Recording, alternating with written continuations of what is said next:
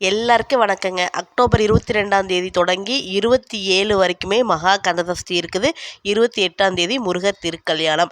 மகா கந்தசஷ்டிக்கு வீட்டில் பார்த்திங்கன்னா கலசம் வைக்கிறவங்க எந்த மாதிரி வைக்கிறதுன்னு பார்க்கலாம். ஒரு மனை அல்லது ஒரு பலகையில் பார்த்திங்கன்னா வாழை இலையோ அல்லது தாம்பூல தட்டோ வச்சு அதில் பச்சரிசி 5 கைப்பிடி போட்டு அதை வச்சுக்கணும்.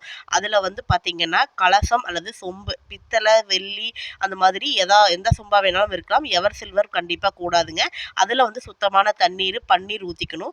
அதில் போடுறதுக்கு வாசனை திரவியங்களாக இருக்கிற வெட்டி வேறு, ஜாதிக்காய், ஜாதிபத்திரி, கஸ்தூரி மஞ்சள், பூலாங்கிழங்கு, அப்புறம் ஏலக்காய், பச்சை கற்பூரம், ஜவ்வாது இந்த மாதிரி விஷயங்கள் போட்டுக்கலாம். அப்படி இல்லை அப்படின்னா பூஜா ஸ்டோரில் கலசப்பொடின்னே கிடைக்குது. தீர்த்தப்பொடி கலசப்பொடின்னு கிடைக்குங்க.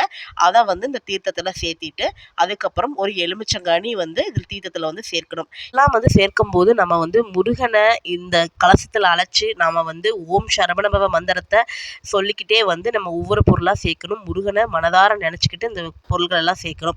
அப்புறம் சுத்தமான மா இலை 3 கொத்து அந்த கலசத்தில் வச்சுட்டு அது மேலே தேங்காயில் மஞ்சள் தடவி திருநீர் சந்தன குங்குமம் வச்சு அந்த தேங்காயை அதில் அமர்த்திக்கணுங்க. தர்ப்பை ஒரு கட்டு கலசத்து மேலே வைக்கணும். இது முதல் நாள் கந்தசஷ்டியுடைய முதல் நாள் வச்சிடலாங்க. வைக்கக்கூடிய நேரம் காலையில் பிரம்ம முகூர்த்தத்தில் வைக்கலாம். அப்படி இல்லை அப்படின்னா காலையில் 9:15 to 10:15 நல்ல நேரம். அந்த டைமில் நம்ம அந்த கலசம் வச்சு வழிபாடு பண்ணிக்கலாம். இந்த கலசம் வைக்கிறத பற்றியான டீட்டெயில் வீடியோ நம்ம யூடியூப் சேனலில் இருக்குது. செக் பண்ணி பாருங்கள்.